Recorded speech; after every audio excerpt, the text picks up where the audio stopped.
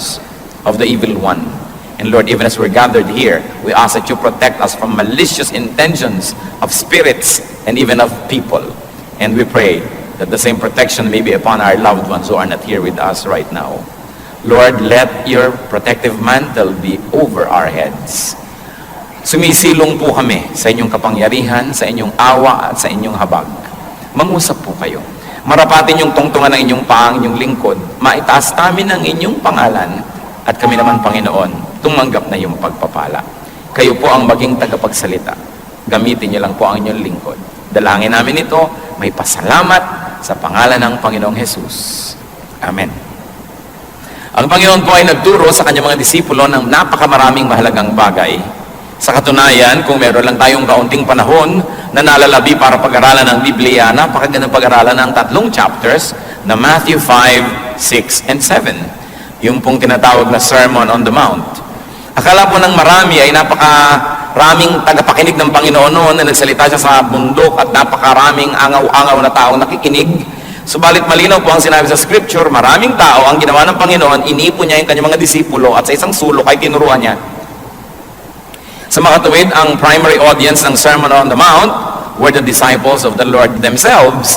Hindi mga unbelievers, hindi mga kung sino lang, kundi mga disciples. At dahil dyan, mahalaga po na tisiya sa atin tayong nagsasabing Kristiyano na tayo, meron na tayong maturity, meron na tayong position sometimes in the church. Ano po ba ang sinasabi ng Panginoon tungkol sa pag-aalala? Matthew 5, 1-2, Now when he saw the crowds, he went up on a mountainside and sat down. His disciples came to him, and he began to teach them. Matthew 6, 25-27, Therefore I tell you, do not worry about your life, what you will eat or drink, or about your body, what you will wear. Is not life more important than food, and the body more important than clothes? Look at the birds of the air. They do not sow or reap or store away in barns, and yet your heavenly Father feeds them. Are you not much more valuable than they? Who of you, by worrying, can add a single hour to his life? Mahalaga po mga turo. Gusto nating matandaan, maunawaan at makita ang salita ng Diyos. What is the teaching here? Do not worry about your life. Do not worry about your existence, your survival. Don't worry about the very basics. Huwag daw pong mag-alala. Huwag matakot. Huwag lagi nang magkaroon ng agam-agam tungkol sa ating buhay. Anong kakainin ko? May kakainin pa ba ako? Anong iinumin natin? Nauubos na daw yata ang fresh water supply ng planeta. Paano kaya? Lumipat na sa Canada dahil marami dong mga lakes. O sa Antarctica dahil maraming yellow pwede pang tunawin. Masyadong maraming alalahanin ng mga tao ngayon. Sabi ni Lord, do not worry about what to eat or drink. This is the very core of survival. Because the Lord says, life is more important than food. Life is more important than just survival. Now, don't get this wrong. Hindi sinasabi ni Lord na do not think about what to eat, do not think about provision, that do not plan about it. Ang sabi niya, do not worry. Because when you worry, you will be robbed of many happiness and many joys in life. And there is so much more to life. Sinasabi ni Lord, yung buhay, mas marami pang mahalagang bagay kaysa kung anong kakainin. Kumakain lang ang tao para huwag mamatay. Nagdadamit siya para huwag ginawin o para huwag siyang malantad. Pero ang buhay ay lampas pa sa mga anong kakainin at anong isusuot. At ano pa pong sabi niya? Do not worry about your body. What you will wear. So dati basics food. Very basic yung food Although yung iba gusto nilang isama yung clothing sa basic needs. Pero ang totoo, food talaga. Kasi nung si Adan at si Eva ay nilikha, binigyan sila ng pagkain, pero wala naman silang damit. Hindi nila kailangan yun nung wala pa silang malisya. At maganda pa ang klima ng planeta, hindi pa nasisira ang nature, kaya hindi nila kailangan ng protection. But then secondarily, you need clothing. So, iba't ibang level ng need ang sinabi ni Lord dito, the very basic, and then the secondary, or the second most basic. But He says, your body is much more valuable than what it wears, than what you put on it. At ano po ang logic? Ano ang rason, ano ang katwiran kung bakit sinasabi ng Panginoon na huwag mag-alala kung anong kakainin at dadamtin? Because God feeds and God takes care of the birds. God takes care of creation, and therefore God will take care of you. God will feed you. Ano po sinasabi dyan? Ang mga ibon nga, pinapakain Nakakita ka naman ng ibon na nagtatanim? Nakakita ka naman ng ibon na nagsasaka? Pero, ibon yan. Kahit na mamera lang yan at natitira-tirador, nababaril-baril, hindi maaaring, hindi inaalagaan yan ng Diyos. Ikaw pa, tao ka. Yun ang logic. Iba yung alam, iba yung pinaniniwalaan ng salita ng Diyos, iba yung pinanghahawakan, at iba yung nagkakaroon tuloy ng kapayapaan dahil nagtitiwala tayo sa salita ng Diyos. We are not here to educate one another on the words of God. Most of these things we already know. But we are here to continue to ask God to help us understand it so we can live by the words of God. Dahil ang sabi ni Lord kay Satan, man does not live by bread alone, but by every word that comes from the mouth of God. Na ang tunay nating pagkain, ang tunay nating ikalalakas, ikalulusog, yung salita ng Diyos. Salita na hindi lang nadidinig, hindi na may memorya, kundi salita na nagkakaroon ng buhay kung ating ipinamumuhay. What else is the logic? One, that God will take care of us. Second, that worrying cannot extend life. Hindi naman nadadagdagan talaga yung haba ng buhay kung mapag-alala tayo, umiiksi pa nga. Hindi naman nadadagdagan ng kasiyahan kung mapag-alala tayo, nababawasan pa nga. Matthew 6:28-30. And why do you worry about clothes? See how the lilies of the field grow. They do not labor or spin. Yet I tell you that not even Solomon in all his splendor was dressed like one of these. If that is how God clothes the grass of the field, which is here today and tomorrow is thrown into the fire, will He not much more clothe you, O you of little faith? Napakalinaw naman. Bakit ka nga nag-aalala tungkol sa isa dadamit? Tingnan nyo ang mga bulaklak. Ang mga damo na namumulaklak sa parang, hindi naman sila naghahabi ng tela, hindi sila nagdidisenyo, nagbuburda, hindi sila nag-paint ng mga tela. Pero tingnan mo kung paano sila damtan ng Diyos. Kahit si Solomon, na pagkarangya-rangya ng mga isinuot, hindi man lamang nadaig ni Solomon ang mga bulaklak na nilikha ng Diyos. At sabi niya, kung yung mga bulaklak lang at damo-damo, buhay na buhay ngayon, pero bukas ay lanta na at susunugin na. Pinag-iisipan pa ng Diyos na damitan ng magandang kulay, magandang disenyo. Ikaw pa ba na mahaba ang buhay? Ikaw pa ba na may panghabang panahon? Ikaw pa ba na nilikha sa wangis ng Diyos? At ikaw pa ba na dahilan kung bakit ang anak ng Diyos ay namatay sa krus ng Kalbaryo? Ikaw pa kaya ang hindi damitan? So, Jesus says, don't worry about these things. Because worrying cannot make one look beautiful. Sa katunayan, nakakapagpapangit pa nga yung pagpapaalala. Kaya nakikita niyo po yung mga lalaking magandang mag-alaga ng kanilang mga may bahay. Aba, magagandang mga may bahay. Para mga sariwang-sariwang ubas. Pero pag ang may bahay ay mukhang pasas, ang sisihin nyo yung asawa. Hindi mo yata inaalagaan ng puri. Hindi mo yata inaalagaan na magtiwala siya at huwag siya mag-alala. Kung wala ka, kaya na yan, nagkanda, tuyot-tuyot na. Pero ang tao pag inaalagaan, gumaganda. Ang napakalakas mo magpapangit pag-aalala. Kaya sabi ng Panginoon, huwag kayong mag-alala. Kaya po kung minsan merong tao, hindi mo naman kilala, sasabihin ba, siguro sister o brother natin yan. Bakit? Kasi mukhang Christian eh. Ano ba itsura ng Christian? Tingnan nyo nga katabi nyo. Ano nga ba itsura ng Kristiyano? Yung bang meron kang hindi maipaliwanag na ningning ng kanyang mata, payapa ang kanyang loob, kahit siguro wala siyang pera, kahit may sakit din siya, pero dahil sa pagtitiwala sa Diyos, kitang-kita mo na matining ang loob.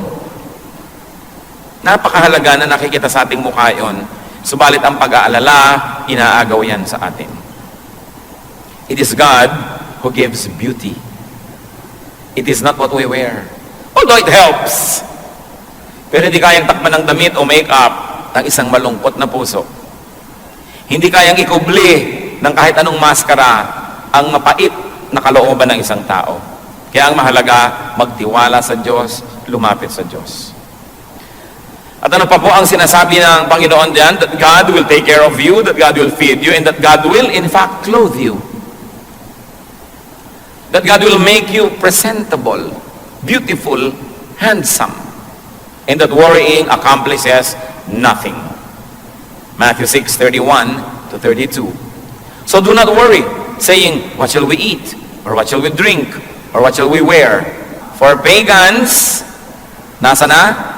For pagans run after all these things, and your heavenly Father knows that you need them. Sabi niya, huwag kayong mag-alala sa mga bagay na yan. Because worrying is for godless people.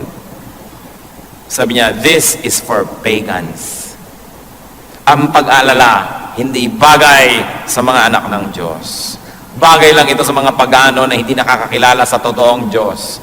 Bagay lang ito sa mga tao na tumatawag sa mga Diyos-Diyosan.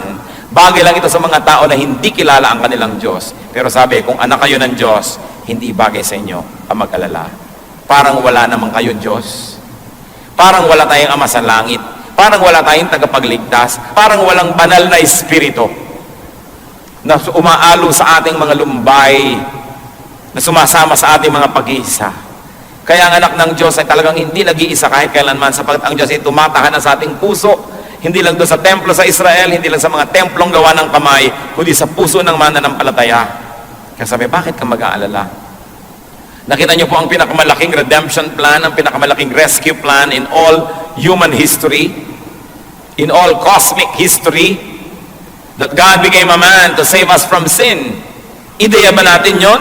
Tayo ba ang nagsabi sa Diyos na, Diyos, magkatawang tao naman kayo, akuin niyo lahat ng aking mga kasalanan, akuin niyo lahat ng aking mga kakulangan, at yung lahat ng kaparusahang dapat kong tanggapin, pakitanggap niyo nga, at pagkatapos sa matanggap niyo yon, pakibigay niyo sa akin na inyong kabanalan, para kami ang maging banal, at kayong maparusahan, para kami maligtas, bayaran niyo nga lahat ng utang namin.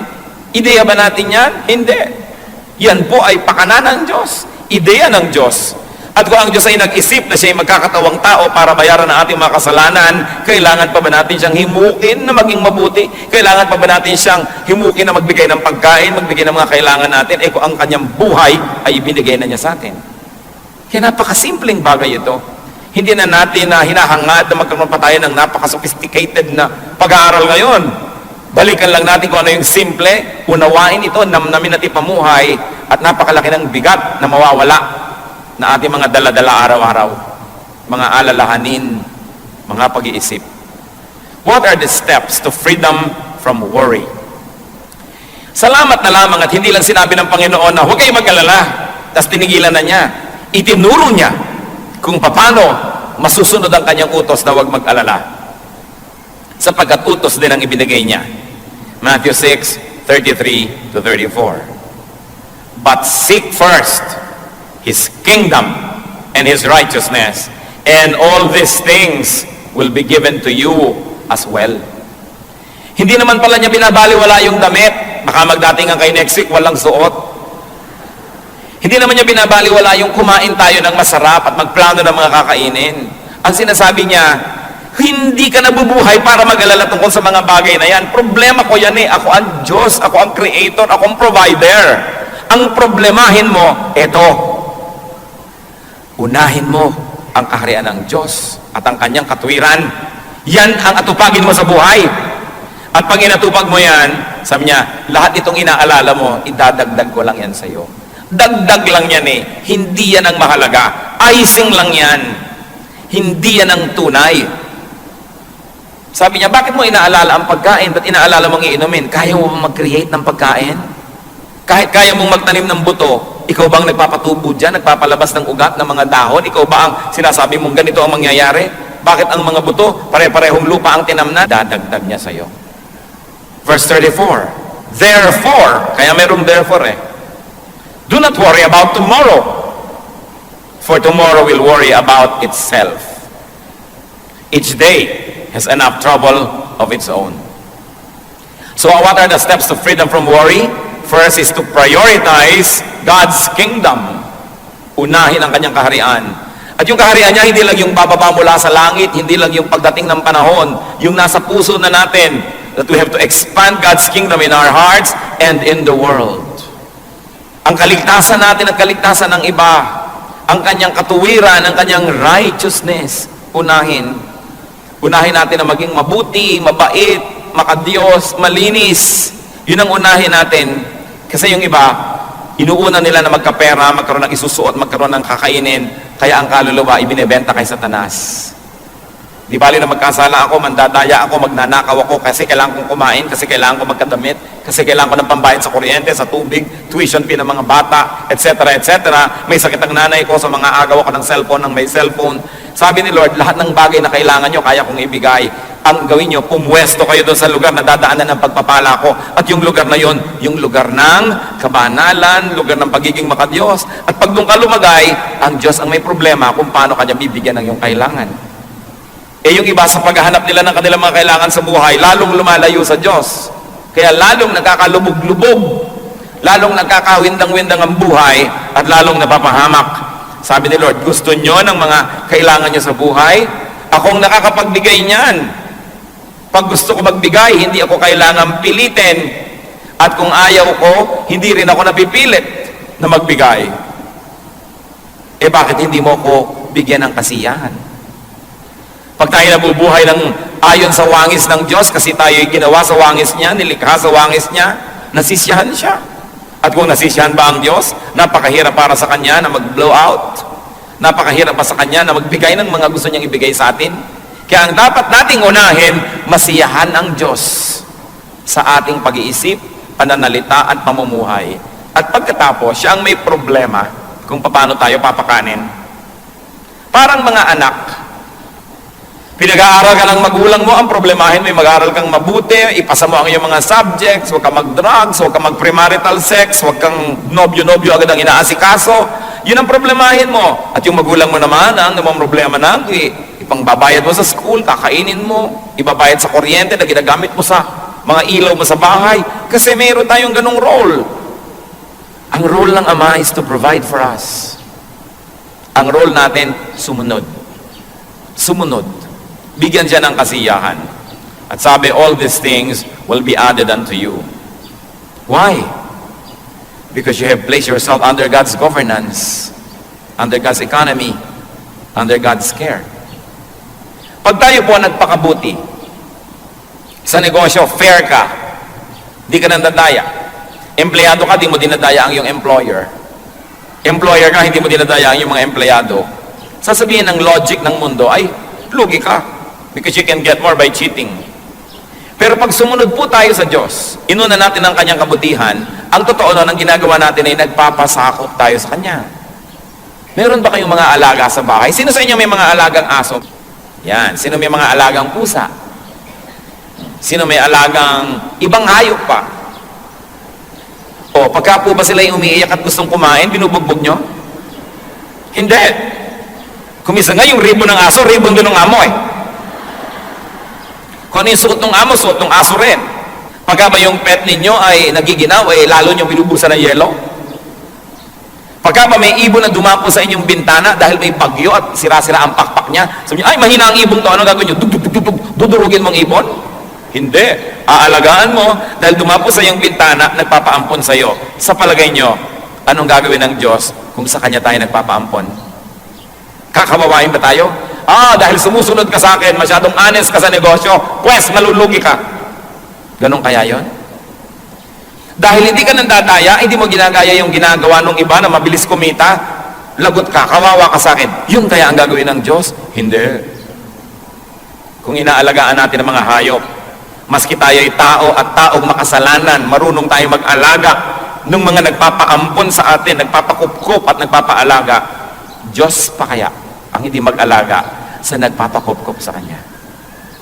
Kaya ang dapat nating unahin sa buhay, to surrender to God, to seek God's protection, and to live by God's decrees. Because God is an infinitely better, in fact, He is the best keeper. Hindi ka pwedeng malugi dahil sumunod ka sa Diyos. How else do you step away from worry?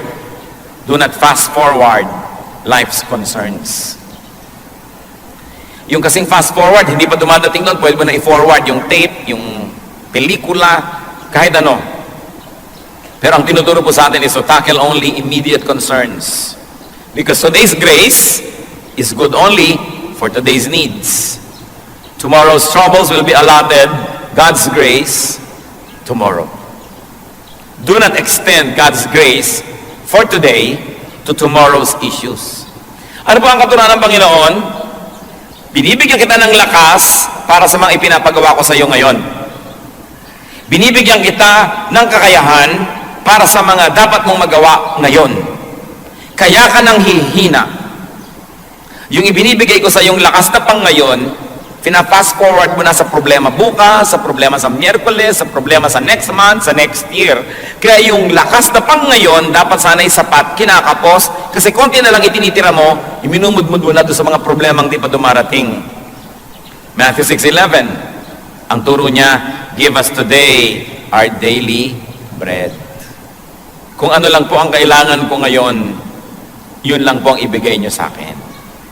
Nakita niyo po itong nagpaulan ng mana o tinapay mula sa langit ang Diyos? Ang bilin niya sa mga tao, ipunin niyo lang yung kailangan niyo para sa araw na to. Eh yung iba hindi nagtitiwala. Sabi, ay naku, baka hindi na umulan bukas, baka wala ng mana bukas, be wise.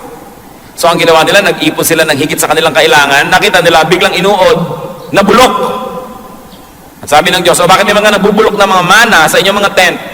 Eh kasi kumuha kami ng pambukas eh. Di ba sabi ko na nga, kunin nyo lang yung pang ngayon, eh paano kung bukas wala kayo dyan? Actually, maraming tao ganun ngayon ang trato sa Diyos. They spend today's energies for tomorrow's worries. Therefore, it is not enough for tomorrow's worries because it is to share with today's needs. And today's needs don't get enough energy because it shares with tomorrow's needs. Lamentations 3:22-23. Because of the Lord's great love, we are not consumed, for His compassions never fail. They are new every morning. Great is your faithfulness. Sabi, hindi tayo nalilipol, hindi tayo nauubos dahil sa pag-ibig ng Diyos na di nagmamaliw. Ang kanyang pag-ibig ay bago ng bago, araw-araw. Kung tayo po'y lagi mag-aalala, ano mangyayari sa atin? Magiging duwag tayo. Hindi natin magagawa ang mga ipinagagawa sa atin ng Diyos. Paliliitin natin ang paliliitin ang ating ginagawa. Sigun lamang at bagay lamang doon sa maliit na ating pananaw at sa maliit na pananampalataya. Pero kung tayo maduduwag at magtitipid ng magtitipid, yun na lang ang titignan nyo. Sayang ba na gastahan ang salita ng Diyos ay ipamalita at madinig, hindi lang dito sa loob, kundi pati sa labas? I don't think. Hindi lang tayo naglalagay ng magagandang gamit para tayo maging maginhawa. Kahit po kailan na hindi tayo nagkulang sa pagtuturo at pagbibigay at pagsishare ng ating mga itinuturo sa atin ng Diyos sa kapwa natin mga pastor, ang ating mga kaliwanagan seminars na ginagawa natin for non-day by day people. Ang ministry ng kaloob para sa ating bansa at sa mga ibang maraming worship team sa Pilipinas. Hindi po tayo tumalikod dyan. Sabay-sabay. Dahil ang Diyos, sinabi niya, seek first His kingdom and His righteousness, and all this will be added to you. Ang mahalaga lang po, hindi tayo nagiging makasarili at hindi tayo nalilibang at nalalasing sapagkat alam natin, malaki ang Diyos natin. Hindi ipaghihirap ng Diyos ang malalaki nating mga proyekto kung ang puso natin ay nakasisiya sa Kanya. Kaya ano pong ginawa natin over these years? We focus on building God's kingdom, on teaching and living in God's righteousness. We spend money airing radio programs across the nations, 2 national stations, several regional stations. Tinutustusan po natin buwan-buwan, madinig ng mga listeners ang mga programa natin. Wala namang mga commercial yan. Wala namang mga, sasabihin mo, hinihingan mo yung mga nakikinig, kundi sila nagkukusang loob at tumutulong. Pero lahat po yan nangyayari because we share God's goodness with us, with the whole body of the Lord, and with our known nation. Kaya kung mag-aalala tayo lagi, paano ba yan? Baka hindi pwede, wala tayong pera, wala tayong budget. Liliit ng liliit ang ating mga pananaw. Liliit ng liliit ang ating mga hakbang at mga pagtatangka. Samantalang sa tulong ng Diyos, ang mga anak niya at ang kanyang iglesia dapat lumago ng lumago ng lumago. dapat tayo magtiwala. At alam niyo po, ang ating church maraming nagagawa dahil kayo ay nagtitiwala sa Panginoon. Dahil kayo matapat sa pagbibigay sa mga pangangailangan ng iglesia. Dahil kayo ay nakakakita na mainam na magtanim para sa paglago ng kaharian ng Diyos. And over the years, God added all the funds, all the people very especially, and all the things. Meron bang himala? Meron. Tayo ang isang patunay ng himala ng Diyos. Tingnan ninyo ang inyong paligid. Pinaghihimalaan tayo ng Diyos ng madalas. Ang ating mga pangangailangan, ang paggaling ng ating mga karamdaman, ang pagpayapa ng magugulo nating mga kalooban, ang pagkakasundo ng mga pamilya, ang pagkakaroon natin ng paglilingkod sa Diyos, laging may himala. At ang mahalaga, kasama tayo sa himala na yon. Sa pag-aaral po ng mga salitang ito, napakahalaga nating limiin. The Lord did not say, do not think or plan. Ang sabi niya, do not worry. So it's good to think, it's good to plan, but not to the point of worrying. Plan, but do not worry, especially about results. You do not plant a seed and dig it to see if it's growing. Just keep planting and trust the God of harvests who will make it grow. James 4:13-15. Now listen, you who say, today or tomorrow we will go to this city or that city. Spend a year there, carry on business, and make money. Why? You do not even know what will happen tomorrow. What is your life? You are a mist that appears for a little while and then vanishes. Instead, you ought to say, if it is the Lord's will, we will live and do this or that. Huwag daw po tayo maging pangahas at mayabang na sabihin, itong plano natin bukas, itong plano natin next week, itong plano natin next year. Sabi niya, hindi nyo alam kung bukas ay buhay pa kayo. Isa lang kayong asap, isa lang kayong usok, isa lang kayong vapor. Nandyan ngayon, subalit mamaya ay wala na. Marapat daw sabihin, kung loloobin ng Diyos at buhay pa tayo.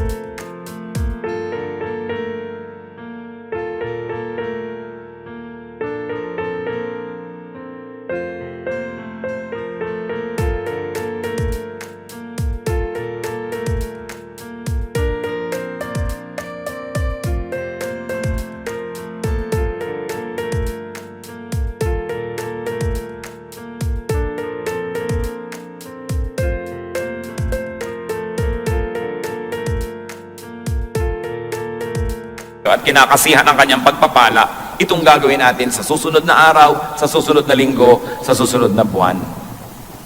Anong ibig sabihin? Yung ngayon ang harapin, yung pangangailangan natin ngayon, nandyan ang sagot ng Diyos. Maraming mga tao are on maintenance medication. Kaya lalo na lumalala, iniisip, saan kaya kukuha ng pambili ng gamot next month, next year? Kinukwenta yung buong halaga ng gamot ay inumin niya 1 taon, kaya tuloy siya ay parang halos igupo ng kanyang mga numbers. Pero kung ngayon, binibigyan ka ng Panginoon ng gamot mo para ngayon, magpasalamat ka, magpakabuti ka, gawin mong tapat, at bukas, nandun uli ang Diyos. Huwag mag-alala. Bagamat mabuti magplano, mabuti na nag-iisip, subalit matapos mong isipan at planuhin, ipasa Diyos, at huwag alalahanin. Gawin lang ang pinakakayang gawin, do what is best, and leave the rest up to God. Dapat din naman kasi may plano. Sabi sa Luke 14:28, suppose one of you wants to build a tower. Will he not first sit down and estimate the cost to see if he has enough money to complete it? So God is not against planning. But God says, don't worry. Life is more important than food. Life is more important than livelihood. Marami pong tao may hanap buhay. Dapat naman. Pero yan ay paghahanap lang ng ikakabuhay. Huwag mabuhay para maghanap. Huwag mabuhay lang para maghanap buhay. Dapat naghahanap buhay tayo para tayo may kainin, para may isuot. At kung may lakas na ang ating katawan, may damit ng ating katawan, naghahanap na tayo ng magagawa para sa kaharian ng Diyos. Kasi tayo nabubuhay para palawakin ang kaharian ng Diyos. Hindi tayo nabubuhay para maghanap buhay. Naghahanap buhay tayo para tayo may kitain at para tayo may maitulong sa gawain ng Panginoon. Pero hindi tayo nabubuhay para lang maghanap buhay. The Christian's life must revolve around God, around God's kingdom and God's righteousness. Therefore, the Christian's life must revolve around the church. Why? Because Colossians 1:18 says, Christ is the head of his body, the church. If the body of Christ is the church, then the church is the highest institution. The church is the most important institution. Therefore, our lives must be dedicated to the works, to the needs, and to the expansion of the church. If you believe that Christ is the head of the church and that He loves the church. Ang pagiging Kristiyano po hindi lang panglinggo. Kailangan umiinog ang buhay natin sa church ng Panginoon. Sandali lang tayo sa mundo, nakikiraan lang tayo rito. Ang tunay nating sasapitin ay ang presensya ng Panginoon. At marapat lang na pag humarap tayo sa Kanya, meron tayong maisulit at maialay sa Kanyang paanan ang ating mga paglilingkod, ang mga nagawa natin. Bunsod na rin at tulong na rin ang mga ibinigay niya sa atin. Maghanap buhay para may kainin at damitin at para makapaghandog sa Diyos. Subalit kung hanap buhay lang ang ginagawa natin at wala nang iba, hindi tayo nilikha ng Diyos para maghanap buhay. Nilikha niya tayo, ano sabi sa Bible? To do the good works that He has prepared in advance for us to do. Bawat isang tao may itinakda ang Panginoon. Ito ang mga dapat mangyari sa kanyang lifetime. Ito ang mga dapat niyang matupad. Ito ang dapat na makamit. Kaya tingnan po natin anong kalooban ng Diyos para sa atin. Kaya habang tayo naghahanap buhay, nag-aaral, meron tayong mga pamilyang inaalagaan, meron tayong mga hobbies, meron tayong mga pinagkakaabalahan, we must be free enough to serve. And we must be free enough to have a ministry. Because we were created by God for good works, which He prepared in advance for us to do. Failure means only this, being unable to accomplish the works that God has willed that will be done in our lifetime. Mahalaga po na magtagumpay tayo sa larangan na yan. And yet, through all this, be free from worry. Many people cannot serve God because they worry too much. They worry, hindi ko yata kayang gawin, wala yata akong kayanan, wala na yata akong oras, hindi ko na yata kayang gawin. Gawin ninyo at sa kanyo mapapatunayan. Sabi ni Lord, do this. And all the things you think about will be added unto you. Revelations 22 verse 12 is clear. Ang sabi ng Panginoon sa kanyang pagharap sa mga taong humarap sa kanya sa huling paghuhukom, I will give to everyone according to what he has done. Hindi sinabing I will give to everyone according to what he has believed. Sabi, I will give to everyone according to what he has done. That's why we have to deal with worry so we can do more. The body is more important than clothes. So devote more resources to what enters the body. Halimbawa, food, medication, than to what is draped on it. Kung atin pong nanamnamin na sinasabi ng verse, mas mahalaga daw po yung katawan kesa sa dinadamit nito. Gaano kalaki sa inyong budget ang napupunta sa damit at gaano kalaki ang napupunta sa mga vitamins, sa mga good natural foods, sa pag-aalaga ng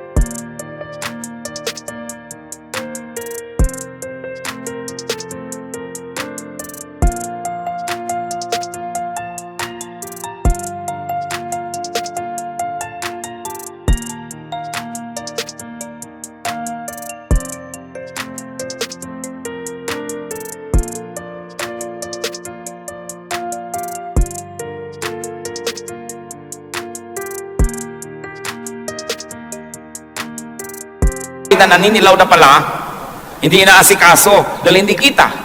Gaano karami ang ginagastos natin sa mga alahas, sa mga panglabas, para ayusin lang yung katawan, kaysa palusugin yung loob.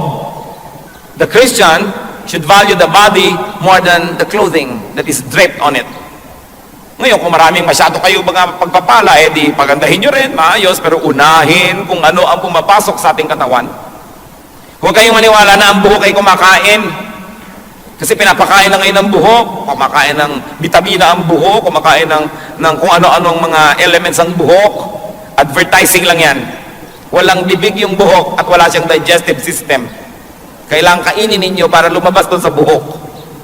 Napakahalagang isipin, palusugin ang katawan. Gusto ko po kayong i-challenge mga kapatid, i-review nyo ang inyong family budget at personal budget, lalo yung mga yapis.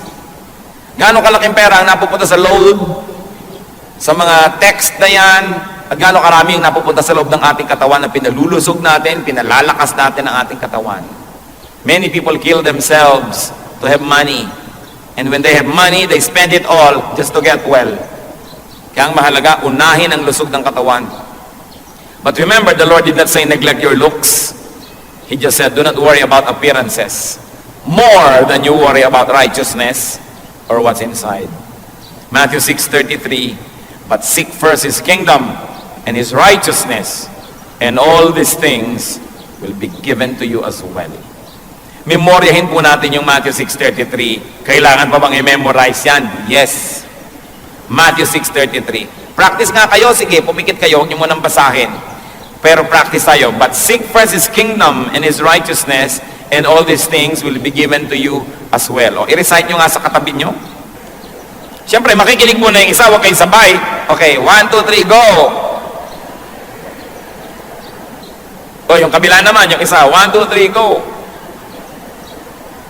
But seek first, tayong sabay-sabay, but seek first His kingdom and His righteousness, and all these things will be given to you as well. Do not worry. Seek God's kingdom and righteousness. And remember who you are. Who are you? You are God's child. So you pray to your Father who listens, and take care of seeking God's kingdom and righteousness, and God will take care of everything else. Salamat, Panginoon, sa inyong mga paalala. Kung meron po sa amin dito mga mapag-alala, nervyoso, lagi na lang nag-iisip, anong kakainin, magkakapera kaya, pati isusuot sa burol, pinoproblema, ano kaya ang itsura ko, saan kaya ako ililibing, anong kulay ng ataol ko. Ituro niyo po sa amin, Panginoon, kung anong tunay na mahalagang isipin. Kayo na rin ang nagsabi, unahin ang inyong kaharian, unahin ang inyong kabutihan, ang inyong katwiran, at idadagdag nyo ang lahat ng ito sa amin.